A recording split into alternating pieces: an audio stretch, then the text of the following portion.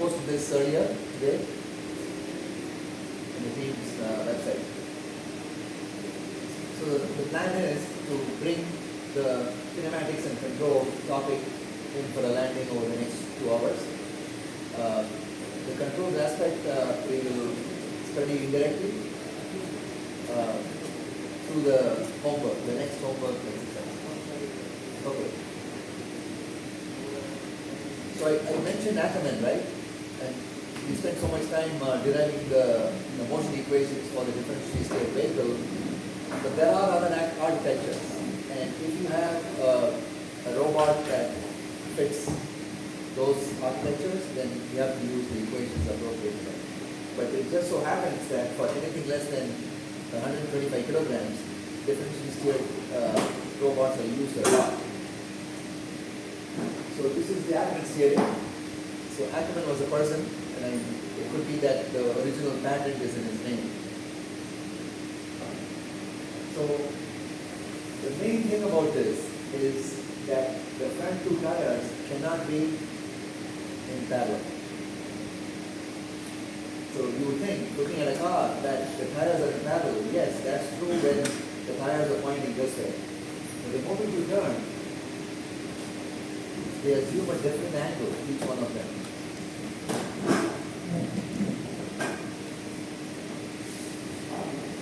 So, what is the reason for that? Anybody know? This diagram should give you a clue. So let's assume that you lock the wheel and you apply a little bit of gas. You will go in a circle. So similar to the differentially steered vehicle, you just steer a little bit and apply gas, hold the steering wheel, and you go in a circle. This tire, the inner tire is going on a smaller circle. The outer tire is going on a circle with a larger radius. If these two are in parallel, then you will get the tires getting dragged. Because this has a smaller distance to travel, so it cannot be aligned parallel to this. Because, so imagine a circle, center here and ground through this, right? This has to be tangential to this circle, whereas that has to be tangential to the bigger circle. And the only way you can achieve that without dragging the tires is with this arrangement. So that's the Ackermann steering. It's purely mechanical, not electronic.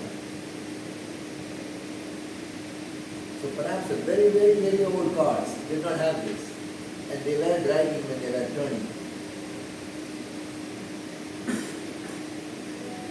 So I just threw this slide to show you that there are any number of possibilities for architecture. So this is the old bicycle.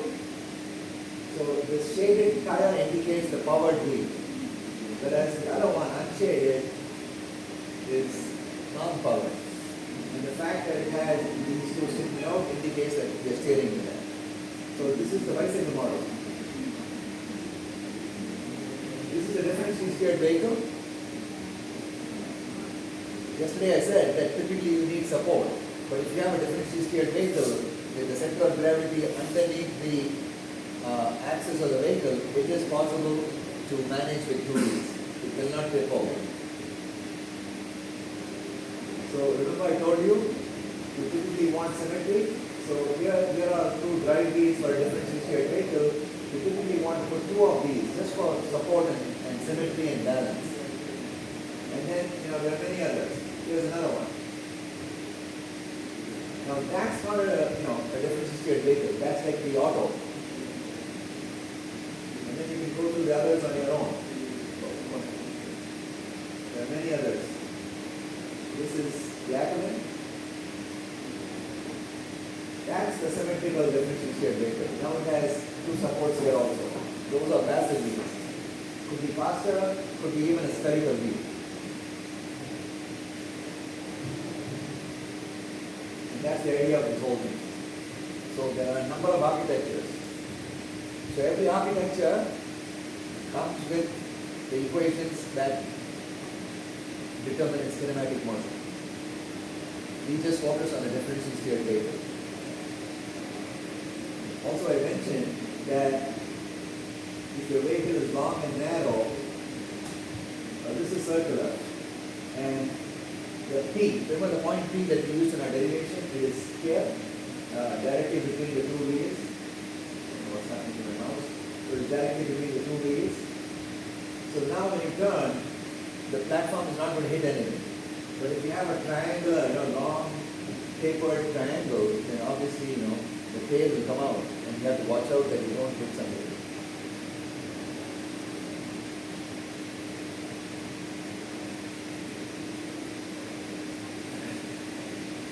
Now, I did not realize it till the end of the class, but over there, you see that region? So apparently that was a project many years ago. So right now, it's down to the motors, everything else is gone. So you can see this is the difference you see it. No, it's not going to move now because nothing is connected, but it has the basics. It has a motor connected to each wheel. And everything else has to be built again. I was suggesting to say it will be a great project. Now remember, the user will not command individual motor velocities. He only commands V and omega. So you have to have a controller that takes the V and omega and calculates the right and left wing velocity.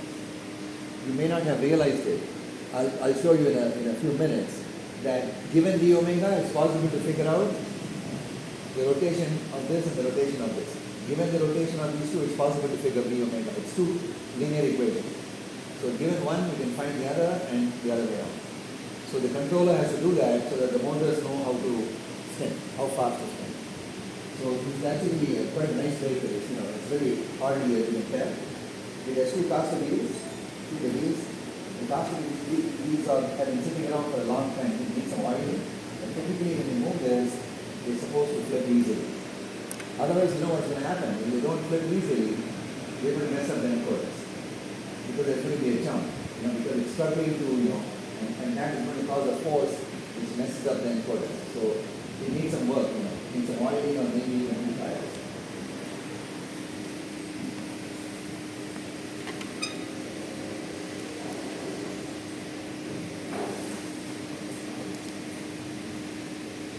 So now, 4 architectures. Which one is this? Which one is this? It's Ackerman, right? This one? It's differentially steered. This one here? So this is the skid steer. This is the first time you're seeing it. So the way a tank operates is all the left wheels are being spun at the same speed, but basically there's one track. So the track is moving at one speed, the other track will be moving at the same speed. If that's the case, it will go forward. But this is not going to go precisely forward because the ground under the right track is going to be different than the ground on the right track. So you will have to steer even with the two tracks going at the same speed because the ground won't be even unless if you're going on the road. And if it goes on the road, it's going to tear up the road. If the left track goes faster than the right track, it's going to swing this way. And similarly, the other way around. So that is known as the skid steer architecture. And then finally you have this. So you see those caster wheels here on the back, but this one has 5 of them. You're wondering why am I showing you a chair? Because you can have a robot with these caster wheels, and then you're saying, okay, how is it going to move? But those caster wheels can be powered. So you can use the caster wheels to drive, but of course when you move, all of them must be aligned in the same direction. Otherwise they're going to fight each other. But there are architectures on the internet you'll see where a robot is made using this concept of caster wheels. Now, this vehicle is often known as omnidirectional. Omnidirectional means capable of moving in any direction at any time. Because you can take a chair like this and you can push it in any direction at any time. So it will move sideways, right? You will not align. So if a person is sitting on it, he may go this way or this way. But that's omnidirectional. Now, some tasks require a robot like that. The ability to go in any direction at any time without turning, right? The problem is, if you make a car like that, it's very difficult for a human being to drive. they will cause all kinds of crashes. On the internet, you will see a robot with omnidirectional capability. It's very difficult for a human being to drive that. It's good that we can't go sideways, because you're going to hit somebody. So the controller is very difficult for this, because of its ability to go in any direction at any time. So, the last word on this is, there is no configuration that will give you everything you want. So typically you pick an architecture based on the mission, right? Because you can't be driving a tank on the normal roads. So it's called a trade-off, right? Something is better, but something else is not so good. So you have to see, okay, what do I need for my task? And accordingly, an architecture is chosen. You may have seen these movies from Hollywood, where a car becomes a boat and even becomes a plane.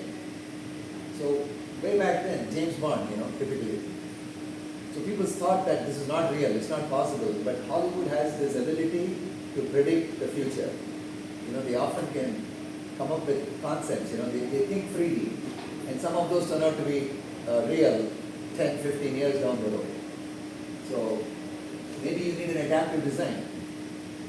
Something that is Ackerman and then becomes omnidirectional and then goes back to being Ackerman, or even has legs. It suddenly grows legs. In fact, I'll show you that first. We're going to go through these slides very quickly. Oh, there it is. And too fast.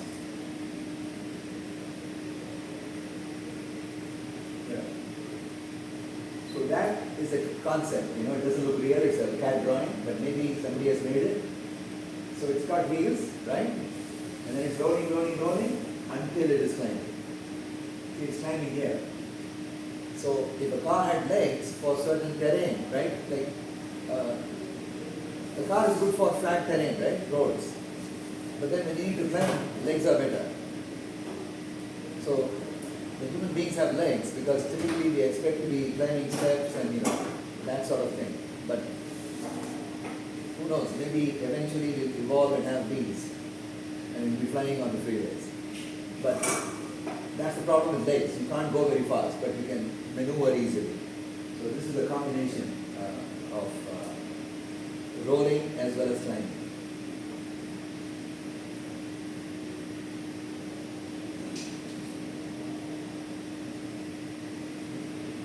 Okay, we'll quickly go through the remaining slides.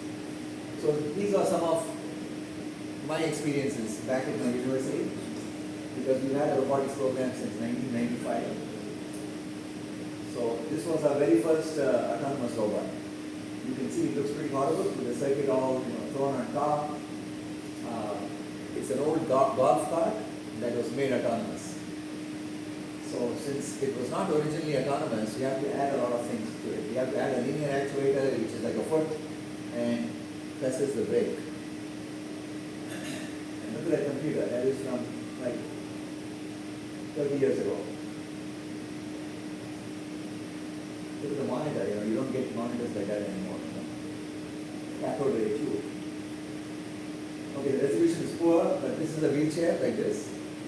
It was converted into an autonomous vehicle. That's the same wheelchair, but run the other way around. Like the back wheels become the front, and the front wheels became the back. For certain reasons, it's better to operate it that way. The resolution is much better here, but you get the idea. So this is the new wheelchair. They don't make that anymore. Now you steer. You have a handle and you steer. You don't have a joystick that says go left, go right. So this is an omnidirectional vehicle. It's very heavy. I would say even more than 125 kilograms. It's got 3 computers, and it has those old LiDARs. Big blue heavy object. They come much smaller nowadays. So it's omnidirectional because underneath you don't quite see it, but there are 3 pairs of tires. So there's 3 of them positioned symmetrically around the platform. Now, remember the omnidirectional chair I showed you?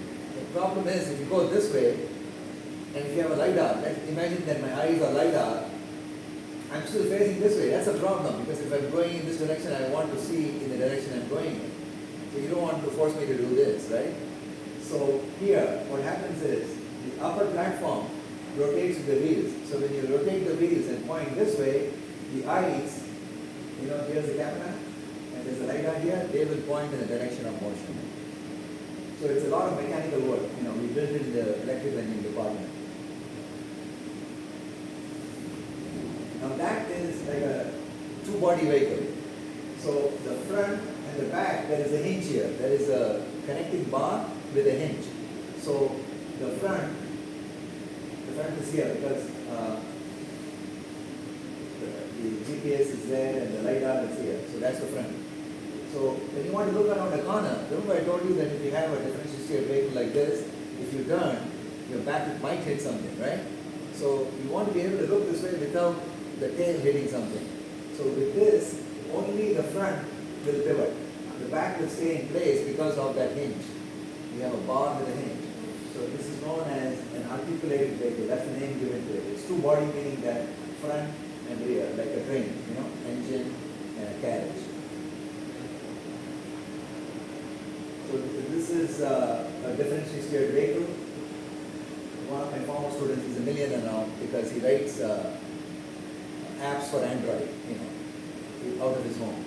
He doesn't want to work for anybody except himself. So he's been doing that for a long time.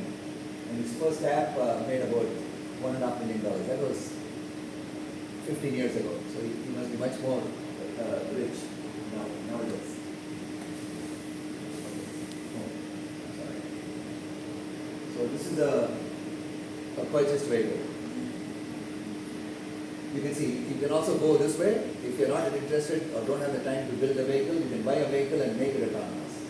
Like, this vehicle, I think it was purchased originally. It was not put together, by welding and all that. So you can buy a vehicle and make it autonomous. So this is the Segway platform. I want to show you the real thing, where it is. So a Segway platform, with all the sensors added, differential GPS. You can see there are two of these discs here. And at the time, all the sensors were on it. This was about $80,000. This whole thing with the sensors and everything. The platform itself was $40,000. So this is a skid steer, not a tank, but a skid steer with tires. So same principle. If you drive the right wheels at a different velocity, so that all the right wheels are coupled. They rotate at the same velocity. All the left wheels are coupled. Same velocity. So if you drive the right wheels faster than the left, they're going to swing this way. The problem is, odometry does not work very well for these vehicles. Because when you skid like that, right? When you skid on the ground, it's not going to be uniform because the ground is never the same everywhere except in gazebo. In the real world, the ground is not the same. So odometry readings will be completely destroyed at this point. So you have to use something else. You can't use odometry anymore.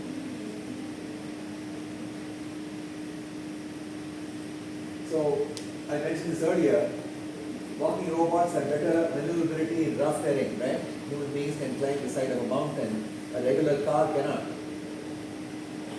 But the moment you come back to flat ground, a regular car becomes more efficient than a human being, right? So you really need something that combines both, and that's what this was. I showed you this picture earlier. It tries to combine walking as well as rolling. So if you really want a vehicle, only then you go for it, not for fun. Because nobody will pay money to get something for fun. They need something that suits their purpose. Okay, so we're done with this. Let me bring up the next one.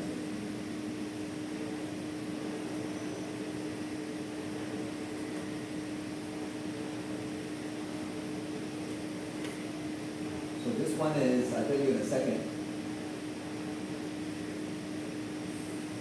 Part A, from velocity to position, part A.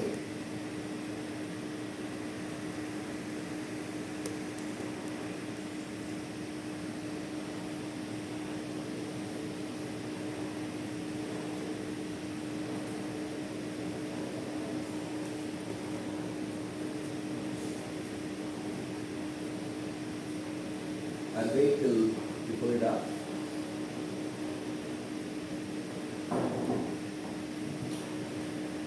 So here I only want you to focus on the concept. There is some math, but that's unimportant for you. So yesterday we did some math where we established that the forward velocity of the robot is the average of the two wheel velocities, right? And the wheel velocities are produced by the spinning of the tires. So there is a spinning wheel velocity and a forward wheel velocity. Multiply the radius by the rotation speed, you get the forward velocity. And then you average the left and the right, you get the overall velocity of the vehicle. Similarly, rotation rate is the difference between the two wheel velocities, right? V right minus V left divided by 2L. And 2L happens to be the spacing between the two drive wheels. Notice, theta dot, which is the same as omega, is V right minus V left. So if V right is greater than V left, it's going to go this way, right? And that's why this is the positive direction. Because if the right wheel is spinning faster than the left wheel, you're going to go this way. So omega is positive.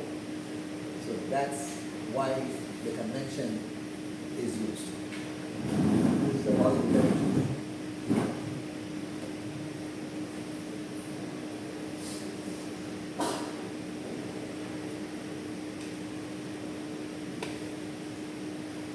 So much of this we covered earlier. We said that the most common robot platform is a differentially steered vehicle. Next to that is a skid steer. Okay, Ackerman you don't use unless you're trying to make a car self-driving, which we're trying to do. Because human beings won't want to travel in a skid steered vehicle or even in a differentially steered vehicle. So you have to work with whatever is available, which is the automobile. Now, what we came up with, let me show you again what I mean here. Is the kinematic equations.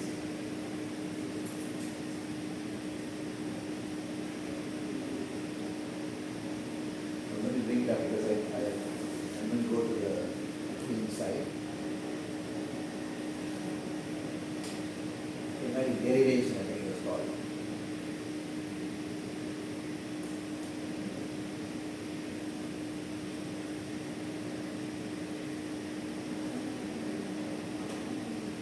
So you see here, this is one of the equations.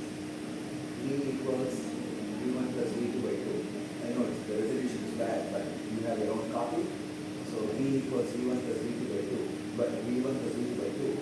But don't forget that each one of these wheels are because the motor is spinning the wheels.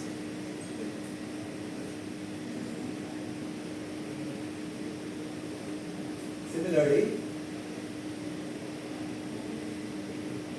further down, here, this is phi dot, so you get omega,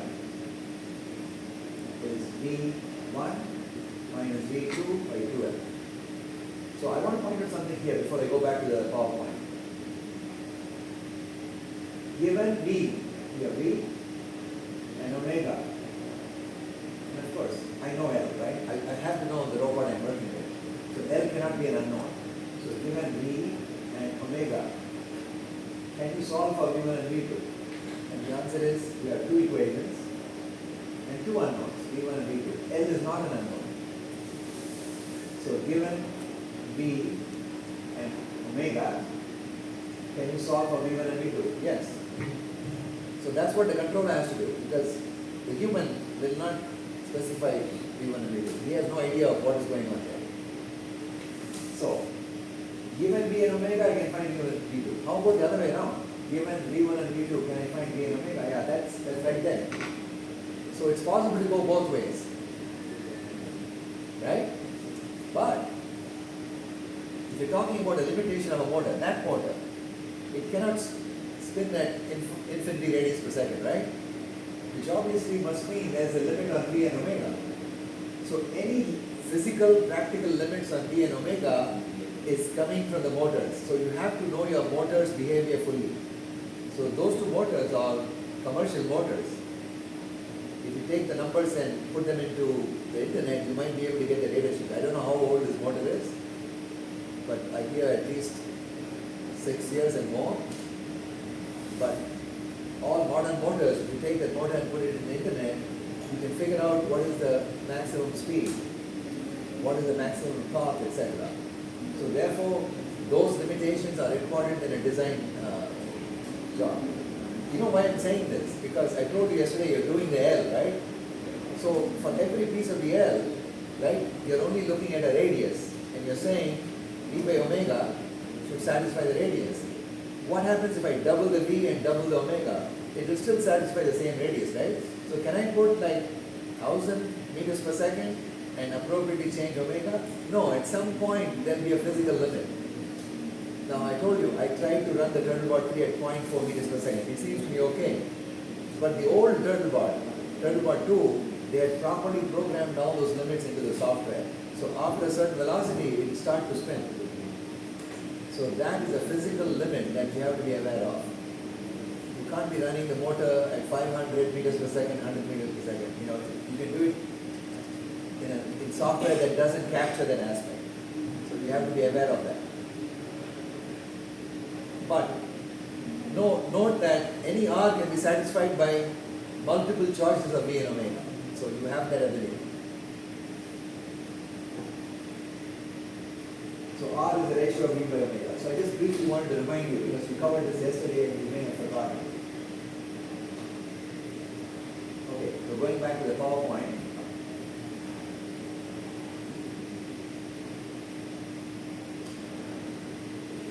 Shut it down. I see that. Shut it down.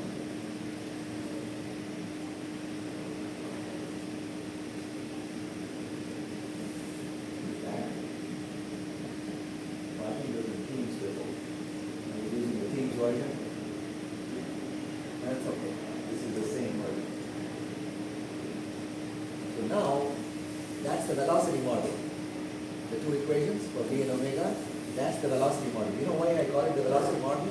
It's because if I know V and omega at this point in time, I can imagine a circle shooting out. Let me repeat. If I know V and omega for the robot at this time, I can literally draw the circle, right? So that's a velocity model. But you know that you don't have to stay on that circle forever. So I can change my V and omega, right? And so immediately I go to a new circle. So that's why I said a couple of times at least that you will create very complicated paths, because you draw little tiny circles, and it can be a circle this way or a circle that way. So you can have very sophisticated paths. So you can actually curve your vehicle into gaps. But if you're too scared to do that, differentially steered vehicles give you this ultimate means. You can stop, remember I went through those exercises, I can completely stop and pivot in place and go if I'm too scared to turn on the, on the move. So that is the beauty of, you can't do that with a car. So depending on the car, right, and where it is, it's not capable of, may not be capable of turning into this gap. So that is why you have something known as optimizing the path. Sure, you can always stop and turn, stop and turn, stop and turn, but you're going to be so much slower getting to the destination. So that's why there's an entire body of work going on in optimal path and trajectory planning. So right now we are working on a project where we're taking a differentially steered vehicle and trying to optimize the path. So the idea is that maybe eventually you can drop off people in an airport, they take them from one gate for a transfer and drop them off at the other gate. Autonomous, no drivers, because when you have drivers, it costs money in the Western countries. The salary is the biggest component. So it has to be fast, right? You can't be taking 2 hours to go from terminal to terminal, because the passengers will get up and say, I'm going to walk because I'm going to miss my flight.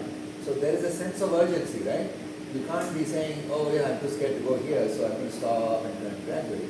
You have to keep moving, and there will be other vehicles, there will be people who have chosen to walk, so you have to navigate through people without hitting them. So it's a very complicated problem. You cannot just be too cautious, you cannot be too rash.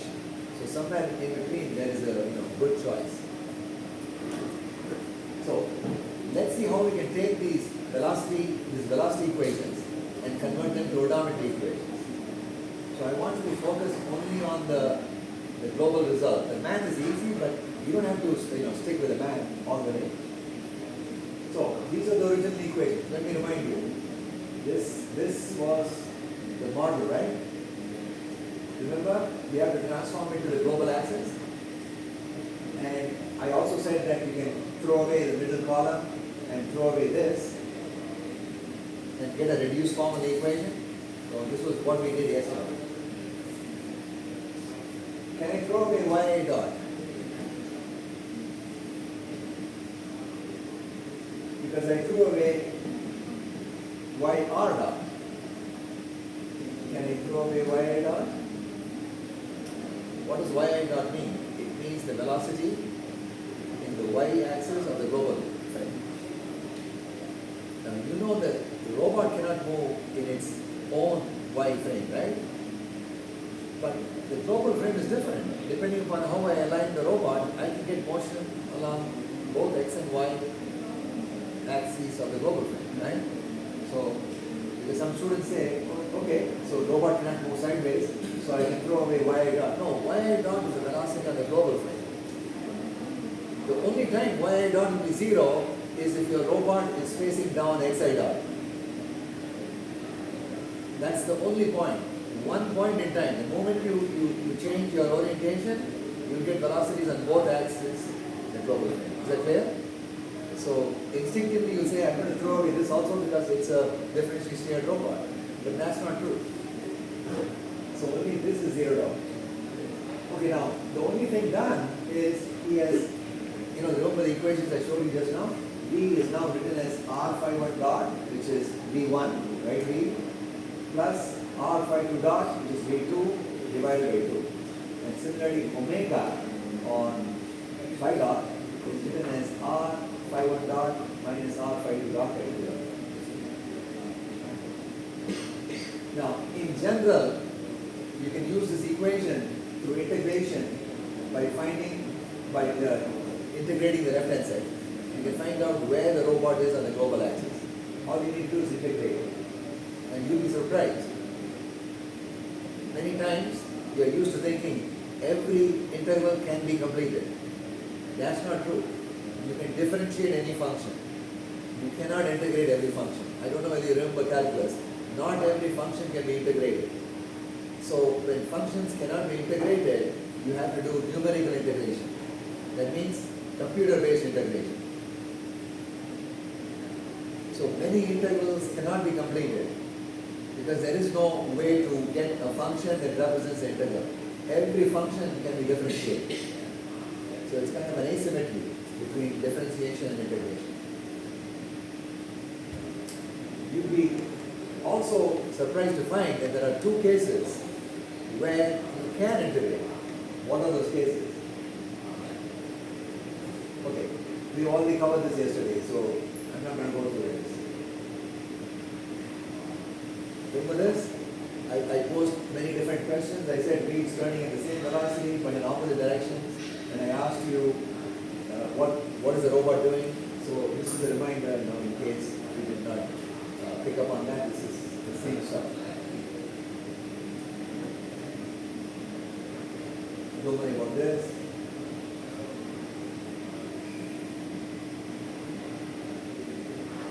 Yeah. So these are the same equations expanded out. X dot, y dot expanded out. Same thing is here. P1 plus P2 by 2 cosine theta of P. If you don't believe me, let's go back and look at the matrix form of the equation. Matrices fight in everybody, including me, even at this age. So basically they've expanded this out. They expanded this out.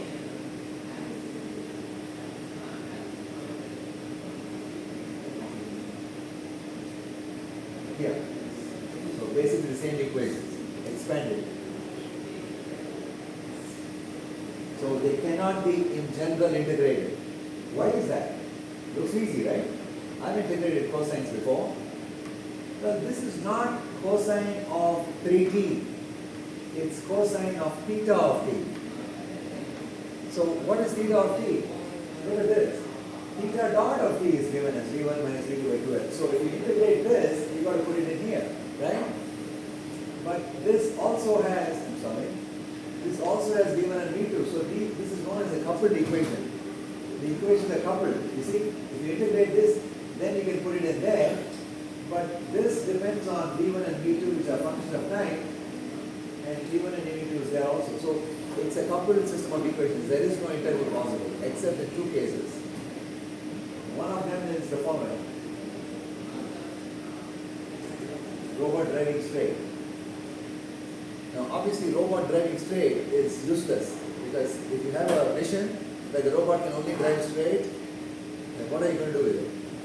You can only go this way or backward, right? Not a very useful robot. But it's an interesting theoretical concept, right? Because robot driving straight, suppose the thief is here, how are you going to chase him? You cannot, because you can only go straight, and maybe the thief knows that. So robot going straight, do you agree the right and left have changed to R and L here because it's more convenient? VR and VL are equal to 0, right? I'm sorry, VR is equal to VL, right? So I get theta dot is equal to 0. I integrate, simple integration, theta dot t is equal to 0, I integrate theta of t is constant. That makes sense, because this is the heading angle, the original heading angle, right? If I'm pointing this way, I'll keep on going this way. That's what this is telling me. That makes sense. Because if the two wheel velocities are the same, I'll be going straight. And that means my initial heading will be the same heading all the time, independent of time, right? So, then I can take the second equation and put theta naught here. Now, it is possible to integrate this, because VR plus VL by 2, remember VR and VL are equal, so this is V of t, cosine theta naught, and it's possible to integrate it. X of t is cosine theta naught, integral V of t plus x naught. X naught is the initial position. Similarly, y of t, other equation which I have not put here, but y dot of t is similarly the same thing with cosine sine of theta naught. I integrate it. Now you're saying that doesn't look like a straight line to me. It actually is, because a straight line y equals mx plus c is one way of representing a straight line. There is also a parametric form of the straight line, and here I'm getting the parametric form. So from the two results, x of t and y of t minus y naught. So y of t minus y naught divided by x of t minus x naught is actually, this cancels and gives you sine theta naught by cosine theta naught, which is tan theta naught. This is the slope of the line. And so this is the standard form that everybody is used to, y equals mx plus c. And that is the parametric form. So otherwise useless, right? But you're able to integrate it, but don't celebrate, because what use is it? Now, when we come back this afternoon, because the next piece is going to take a little bit of time, I don't want to take you from your next class. We're going to go into the second case where you can integrate and get a result. So we'll do that. That is a circle case. So right now we finished your first simple case, which is useless, because the robot going straight is not going to be useful in a mission of any kind. So when you come back in the afternoon, we will take up the robot driving the circle, and then we finish up the done. Did anybody start with the homework? No. Wait till the last evening, right? So remember, Teams is open. So send me a note on Teams, because I check it frequently. And then I'll try to answer it with words, but sometimes it's easier to come online and talk. Because otherwise I write something and you don't understand it, and you send me a question, I don't understand your question, and we go back and forth. So it can be resolved in minutes with an audio conversation. So send me a note and we'll come online.